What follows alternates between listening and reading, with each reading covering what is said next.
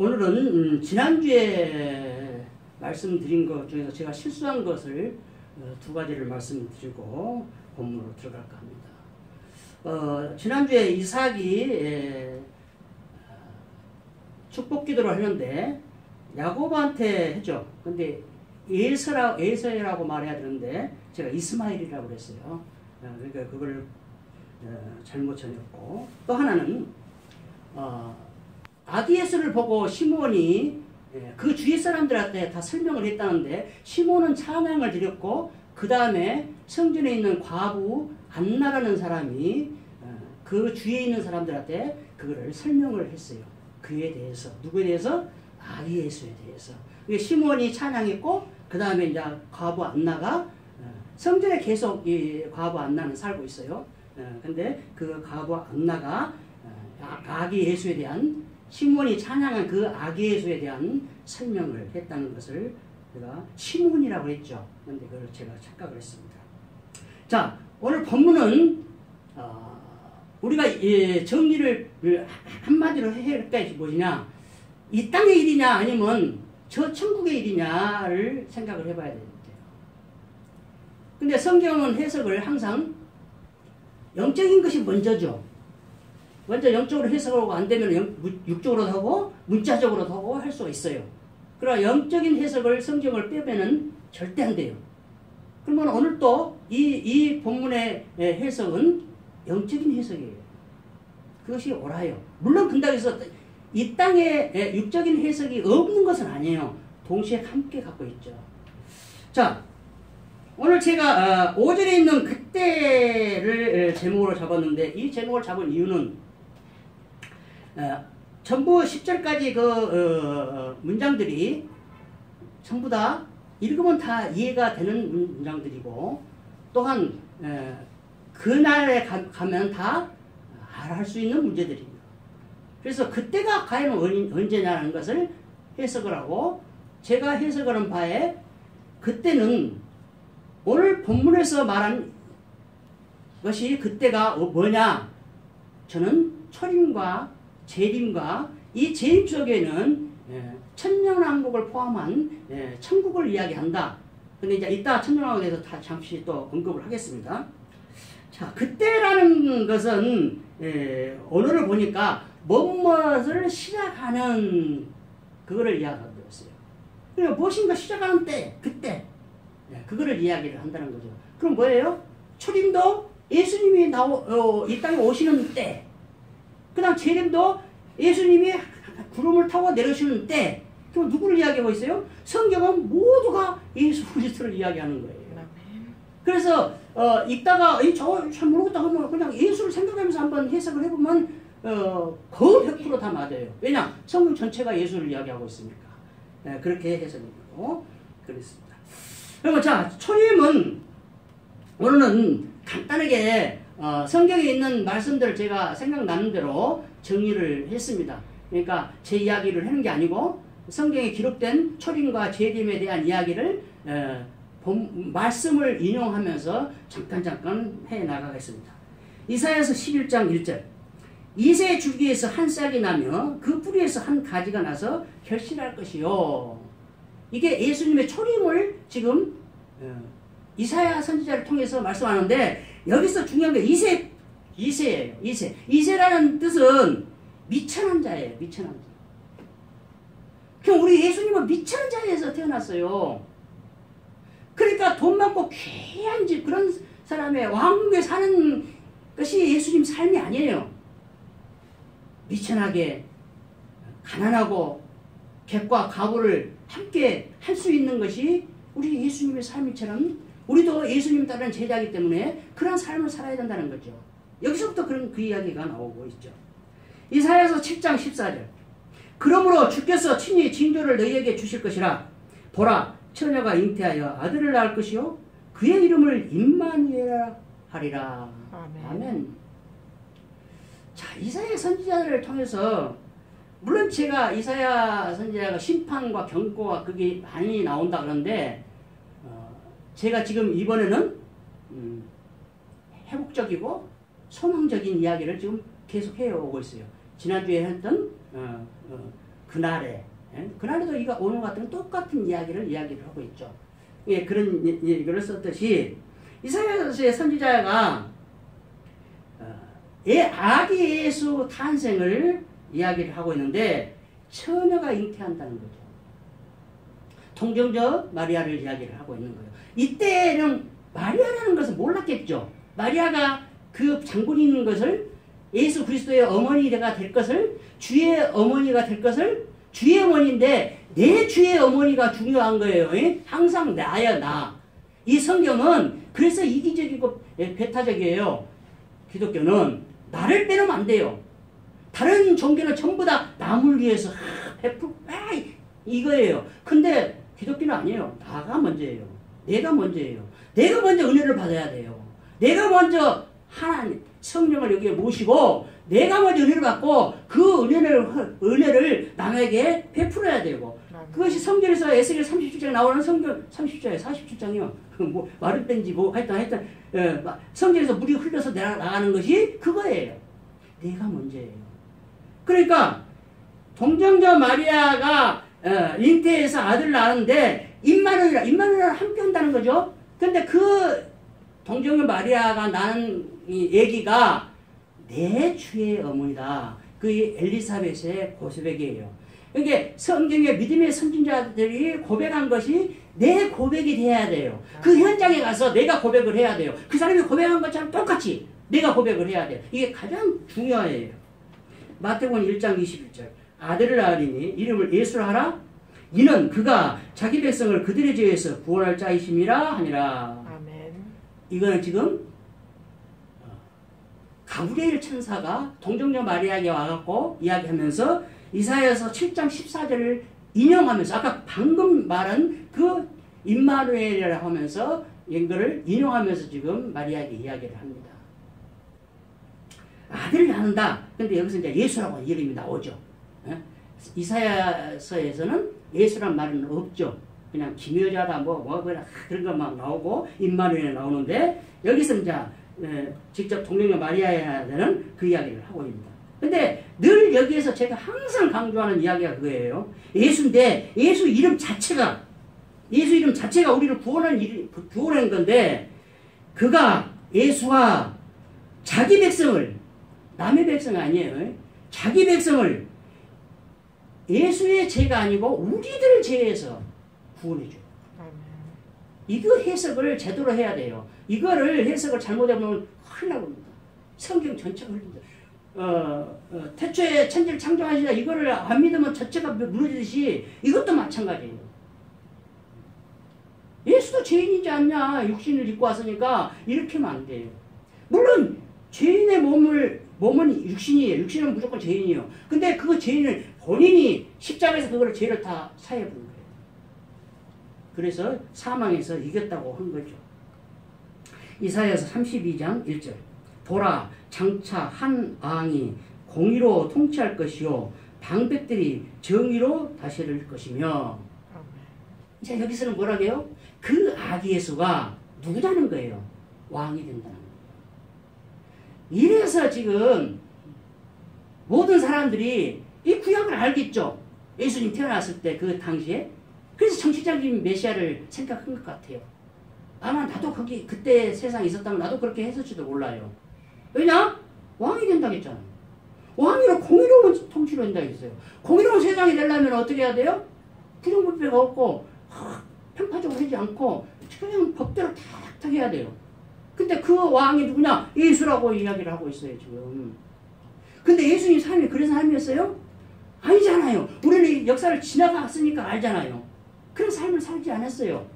아주 미천하게, 아주 보잘것없이 그렇게 살아가고 그냥 십자가에서 힘없이 우리를 구원할 자라고 했는데 힘없이 그냥 죽어요. 그냥 누구에게? 군인들에게, 헤로드에게, 노마가에게 그렇게 죽어오는 거예요. 그러니까 그를 따른 백성들이 얼마나 실망을 했겠어요. 그래서 그렇게 따르던 12제자까지도 수백만의 제자들은 말할 것 없고 12제자까지도 다 자기 고향으로 가보잖아요. 가서 고기 잡고 옛날 전업으로 돌아가잖아요. 근데 부활의 주를 만나니 내 생명을 거는 거예요. 그럼 질문으로 말은 뭐예요? 성령을 받아야 된다는 거예요. 성령을. 그럼 예수 그리스도를 성령을 어디에 받느냐, 구원을 언제 받느냐, 막 이런 거 하면 여러분 속으면 안 돼요. 그럴도 돼요. 근데 그거 아니에요. 내가 예수 그리스도로 나의 구원자로 고백하는 순간 성령을 임해요. 나도 몰라요. 동서법적, 서에서번창을 우리가 알아요? 몰라요. 모든 것은 성경은 이렇게 감춰놓고 있습니다. 로마서 1장 2절. 이 복음은 하나님이 선지자를 통하여 그의 아들에 관하여 성경에 미리 약속하신 것이라. 이제 사도 바울이 이제 예수에 대해서 이야기를 하고 있는 거예요. 누구에게? 로마에 있는 신자들에게. 왜 로마에 있는 신자들에게 편지했어요? 자기가 가고 싶은데 가지 못했고, 또한 로마 그 치하에서 얼마나 힘들겠어요. 그러니까 위로하고 소망을 갖게 하려고 그렇게 한 거예요. 우리에게 이 하나님의 기록의 말씀을 오늘 우리에게 선포해주는 이유 뭐예요? 어려운 세상에 살아가는데 소망을 갖고 살아라 이거예요. 천년 그 왕국을 천나라를 생각하면서 소망 속에 살아라 이거예요. 낙심하지 말고 어렵고 힘들더라도 고통 속에 살더라도 그 이야기입니다. 로마서 1장 3절. 그의 아들에 관하여 말하면 육신으로 다윗의 혈통에서 나셨고 4절. 성결의 영으로는 죽은 자들 가운데서 부활하사 능력으로 하나님의 아들로 선포되셨으니 곧 우리 주 예수 그리스도시니라. 아멘. 자, 육신 예수를 지금 부정하고 있습니까? 아니에요. 정확히 지금 여기서 지금 예수 그리스도에 대해서 지금 설명을 해놓고 있어요. 지금 사도 바울이. 그래서 로마서를 신학서라고 해요. 정확히 신학적으로 다 가름을 해놨어요. 이게 쉬운 것이 아니죠. 어렵죠. 자, 육신으로는 다윗의 혈통, 아까 이새의 뿌리에서 났다겠죠. 그 다윗의 뿌리, 그 이새에서 다윗이 나왔고 거기에서 또 예수 그리스도가 탄생을 한 거예요. 영으로는 뭐냐? 죽은 자까지서 부활하셨다. 이게 중요해요. 부활하심으로 해서 하나님 아들인 것을 선포해버렸다는 거예요.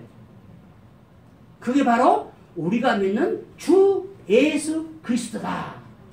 주 예수 그리스도다. 이게 중요합니다. 이게 할 때마다 우리가 고백할 때마다 주 예수 그리스도로 다 말할 필요는 없어요. 그냥 하나만 이야기해도 돼요. 그러나 이 관계를 알아야 된다는 거죠. 주는 나의 구세주죠. 예수는 아까 말했죠. 그가 자기 백성을 그들의 죄에서 구원할 자다. 구원할 자예요. 그리스도는 기름 부은 자다. 기름 부음을 하던 자다.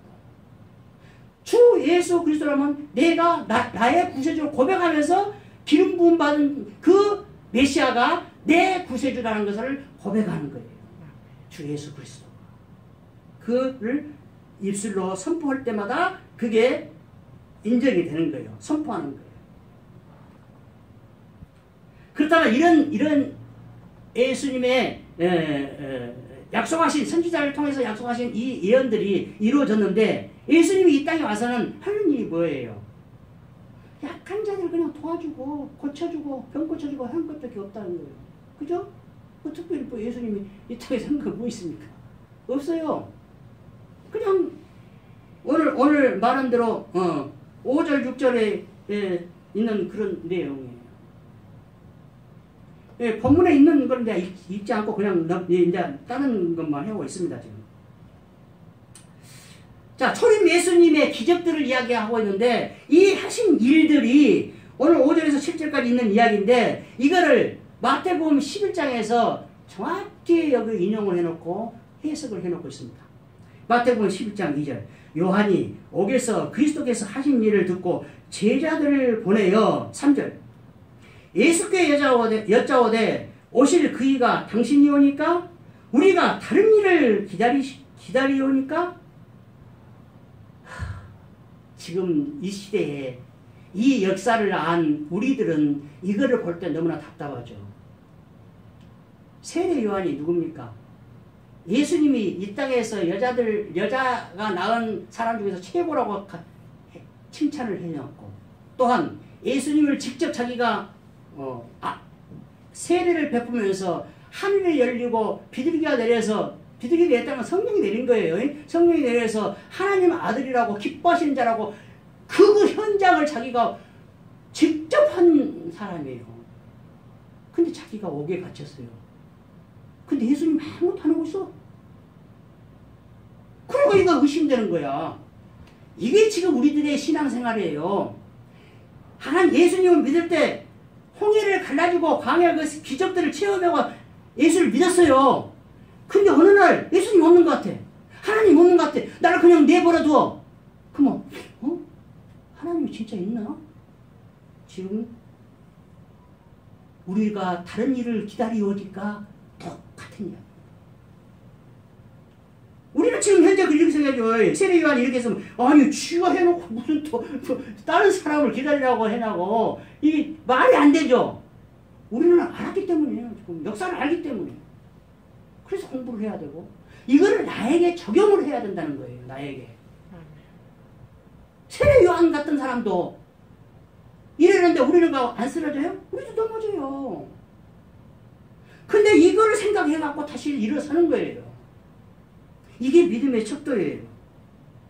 마태복음 11장 4절. 예수께서 대답하여 이르시되 너희가 가서 듣고 보는 것을 요한에게 알리되. 5절. 맹인이 보며 못 걷는 사람이 걸으며 나병 환자가 깨끗함을 받으며 못 듣는 자가 들으며 죽은 자가 살아나며 가난한 자에게 복음이 전파된다 하라. 6절. 누구든지 나로 말미암아 실족하지 않은 자는 복이 있도다 하니라. 아멘. 예수님이 실족하지 말라는 거예요 지금. 나로 인해서 실족하지 말라는 거예요. 세례 요한테는 말해도 하지만 우리한테도 지금 말하고 있는 거예요. 근데 보십시오. 예수님이 하신 일을 뭐라고 이야기하고 있어요? 치료해 준 걸 이야기하고 있는 거예요. 교회의 목적이에요. 이게. 근데 육적으로만 이야기하는 거 아니고 뭐 걷는 거, 나병 환자 가지고 듣는 거, 죽은 자 사는 거 이거 다 육적으로 이야기를 하는 거죠. 그러나 마지막에 가난한 자에게 복음이 전파되는 것은 이거는 육적인 이야기가 아니죠. 육적으로 가난한 거 근당에서 복음이 전파돼요? 아니에요. 이거는 심령을 이야기하고 있는 거예요. 모든 것을 다 비우고 예수님을 채우라. 성령을 채우라는 얘기예요. 그 이야기를 하고 있는 거죠. 그래서 반드시 육적인 해설과 아울러서 영적인 해석을 함께 해줘야 맞다. 그렇게 이야기합니다. 자, 초림은 이렇게 간단하게 정리를 해봤고, 다 아는 이야기들이고 정리를 해봤고, 이제 재림에 대한 이야기입니다. 재림은 사도행전 1장 11절. 이르되 갈릴리 사람들아 어찌하여 서서 하늘을 쳐다보느냐. 너희 가운데서 하늘로 올려지신 이 예수는 하늘로 가심을 본 그대로 오시리라 하였느니라. 아멘. 자, 여기서 중요한 게 뭐예요? 예수님이 올라가는 그 순간을 보는 사람들한테 지금 이야기하고 있는 거예요. 근데 그 올라가는 그 순간을 보는 그대로 재림 때 그대로 오겠다는 거예요. 이제 또 예수님께서 직접 이야기를 하는 거예요. 마태복음 26장 64절. 예수께서 이르시되 네가 말하였느니라. 그러나 내가 너에게 이르노니 이후에 인자가 권능의 우편에 앉아 있는 것과 하늘 구름을 타고 오는 것을 너희가 보리라 하시니. 이거를 또 기록을 사도행전 7장 55절 56절에서는 스데반이 직접 보죠. 예수님이 지금 이렇게 인자가 권능의 우편에 앉아 있는 거 하늘 구름을 타고 온 다음에 이것 때문에 신성모독으로 죽어요. 지금 대제사장 앞에서 지금 이 이야기를 말씀하시는 거예요. 스데반도 이 말을 해갖고 죽어요. 하늘에 예수 그리스도가 우편에 앉아 계신다. 얼마나 그 얼굴이 빛과 같이 빛났겠어요. 저는 그렇게 생각해요. 모세가 시내산에서 십계명을 받아갖고 내려올 때 그 빛난 얼굴처럼 사람들이 볼 수 없는 정도로 빛난 얼굴이 스데반도 됐다고 저는 봅니다. 그 말을 했기 때문에 스데반도 죽어요. 예수님도 그래서 죽어요. 자, 계시록 1장 7절. 볼지어다 그가 구름을 타고 오시리라. 각 사람의 눈이 그를 보겠고 그를 찌른 자들도 볼 것이요 땅에 있는 모든 족속이 그로 말미암아 애곡하리니 그러하리라. 아멘. 자, 계시록에서 뭐라고 해요? 구름을 타고 오신대요. 근데 문제는 모든 사람이 각 사람의 눈에 다 보인다는 거예요. 재림. 초림은 모든 사람이 못 봤죠. 근데 재림은 다 봐요. 믿는 자 안 믿는 자 다 봐요. 그래서 그를 찌른 자도 본다는 거예요. 겁이 나지 않습니까? 다 본대요. 근데 땅에 있는 모든 족속이 그걸로 인해서 예수님의 재림으로 인해서 애곡한다고 이야기를 하고 있어요. 왜 그랬을까요? 문제가 그거예요. 지금 그를 찌른 자들도 볼 것이요 땅에 있는 모든 족속이 그로 말미암아 애곡하리니 그러리라. 재차하기를 딱 하고 있어요. 지금.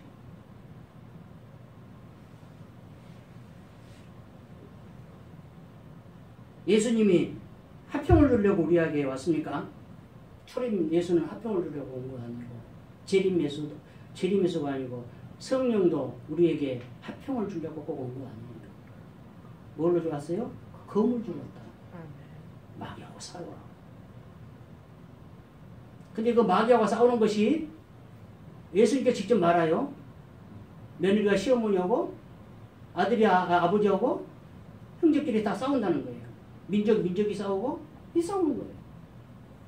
지금 현상들이 다 일어나고 있는 거예요. 지금 스가랴서 12장 10절 내가 다윗의 집과 예루살렘 주민에게 은총과 간구하는 심령을 부어주리니 그들이 그 찌른 바 그를 바라보고 그를 위하여 애통하기를 독자를 위하여 애통하듯 하며 그를 위하여 통곡하기를 장자를 위하여 통곡하듯 하리로다. 아멘.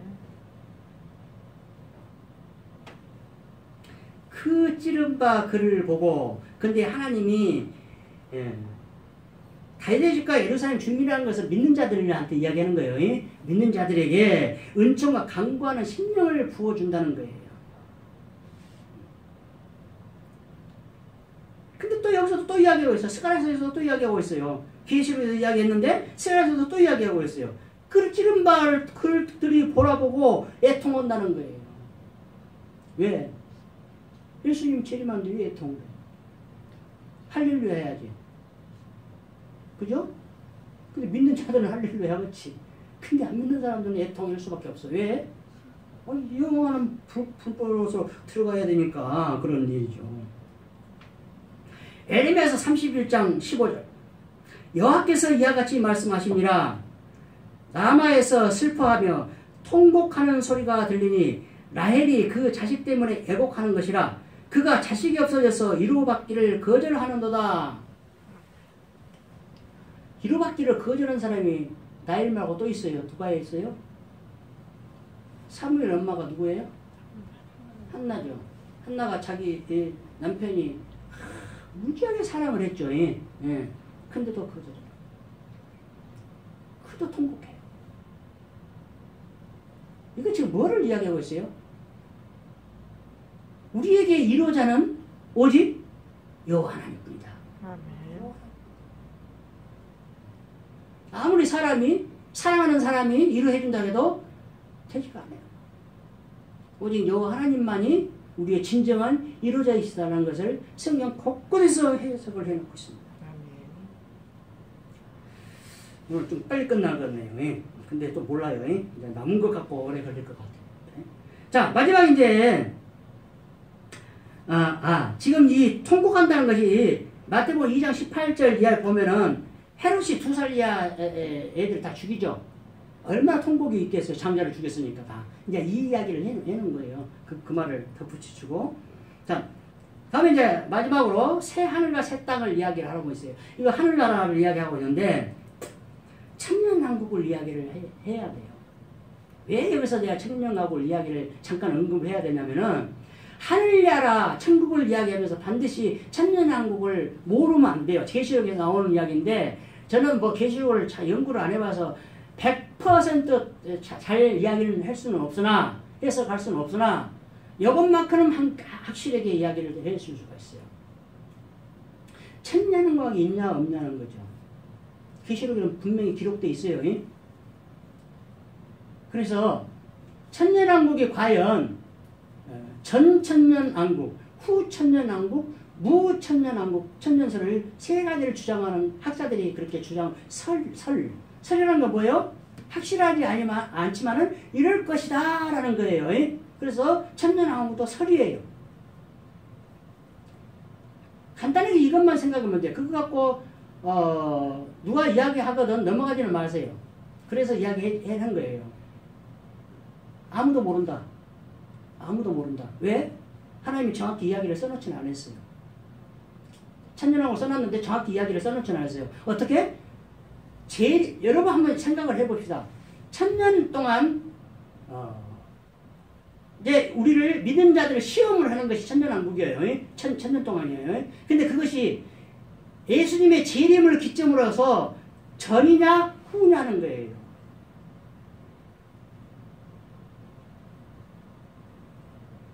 어떻게 생각하십니까? 예수님 재림을 하는데 그 전에 천년왕국도 있으면서 믿음의 식구들을 알곡과 가라지로 갈라놓고 예수님 재림해가지고 할 것이냐? 아니면 예수님이 재림해서 천년 동안 같이 살면서 하다가 천년 후에 백보자 심판을 할 것이냐? 라는 문제예요. 그 다음 세 번째는 없다. 천년왕국. 근데 없다고는 할 수는 없잖아요. 또 분명히 계시록에 천년왕국이라고 써졌는데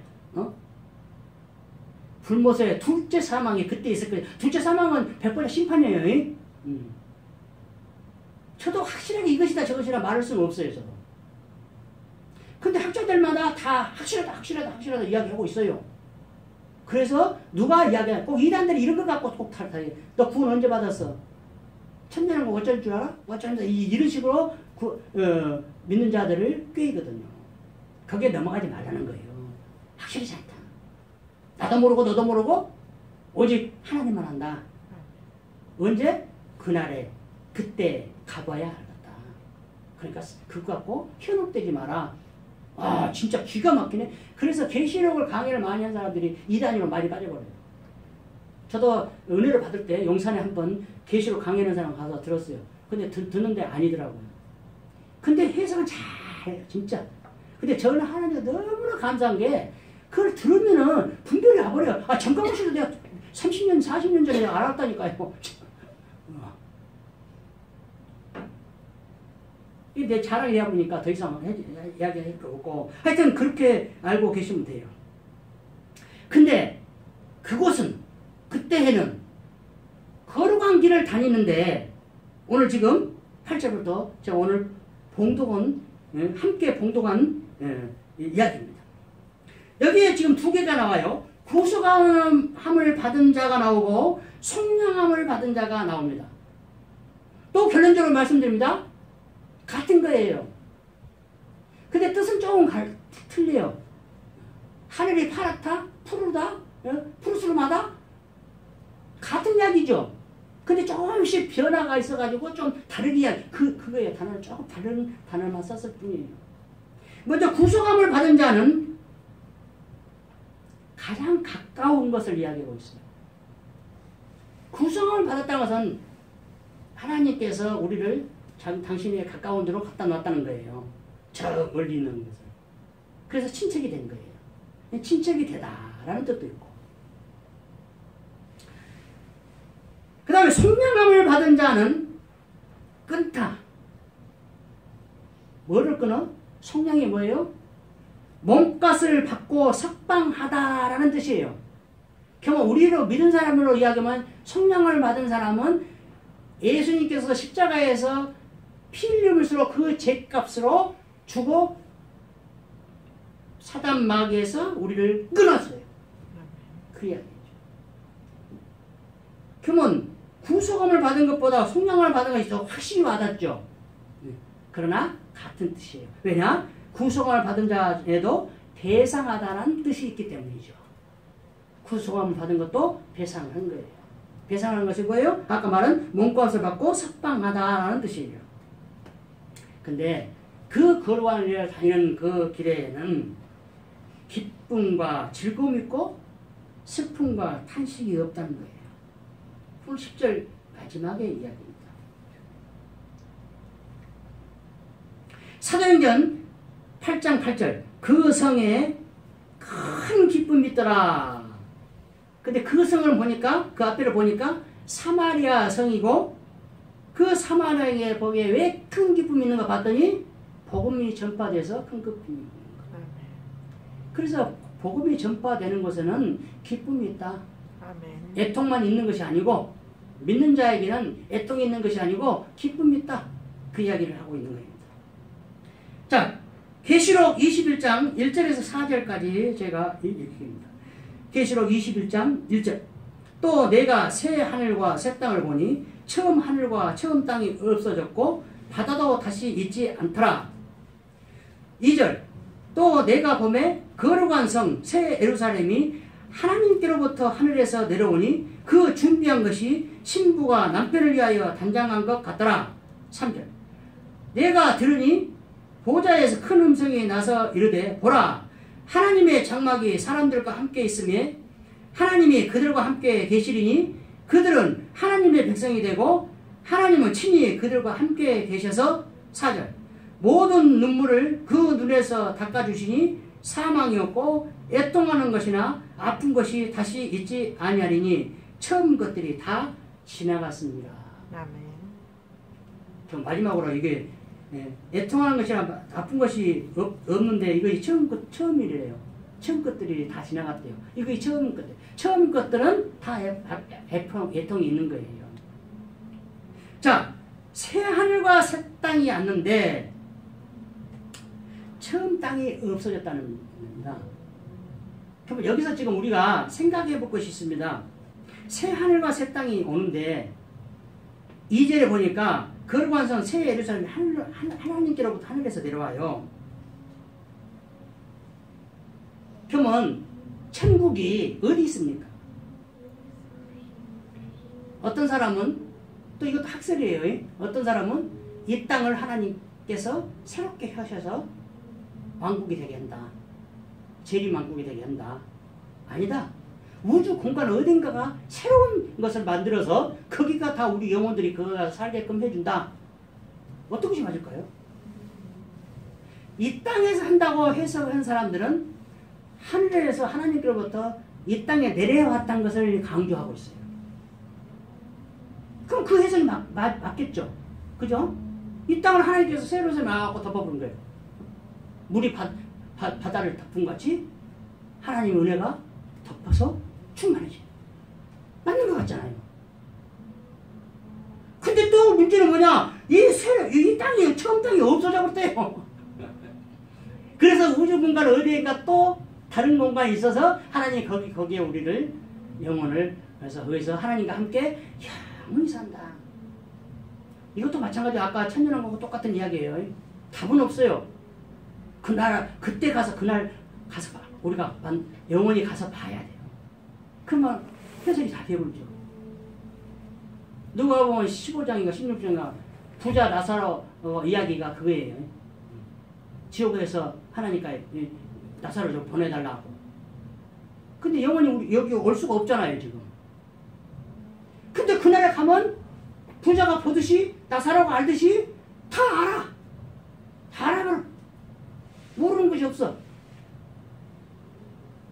이제 신이 된 거야, 신이. 하나님 전지전능이 되어본 거예요. 그죠? 근데 지금은 몰라요. 근데 이거하고 싸운다는 거예요. 그래서 확실한 건 뭐냐? 우리는 하나님의 백성이 되고 하나님이 함께 한다는 것은 확실해요. 어디가 있든 간에 이 땅을 새롭게 하든 우주 공간에 있든 어디가 있든 천국에서는 하나님이 함께 해주시고 그곳에는 뭐냐? 오늘 10절 하반절처럼 슬픔과 탄식이 없어지고 하나님께서 우리의 눈에서 눈물을 닦아주시고 그리고 닦아준다는 뭔 말이에요? 슬픔이 없고 고통이 없다는 거예요. 이거는 확실해요. 이것만 확실히 하고 다른 말들은 속아 넘어가시지 마세요. 그럴싸하게 이야기해도 들어보니까 진짜 맞아 그게.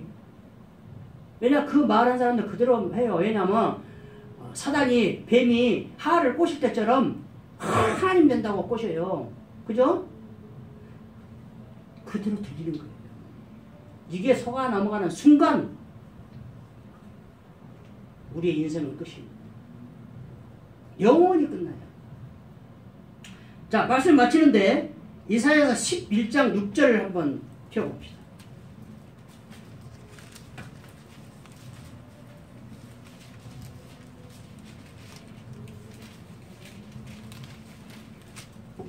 구약성경 981쪽 이사야서 11장 6절로 9절까지 함께 한번 봉독해 봅니다. 이걸 읽으면서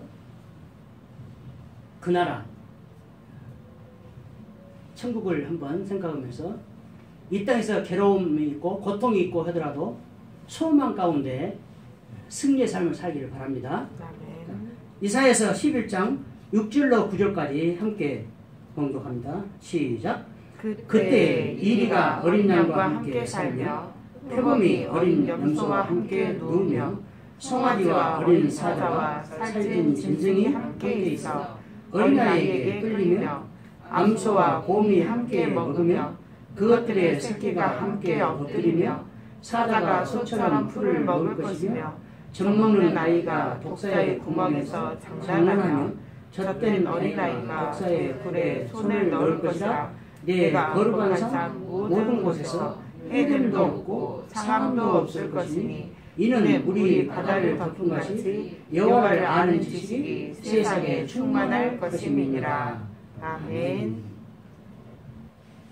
이 세상, 이런 세상을 바라보며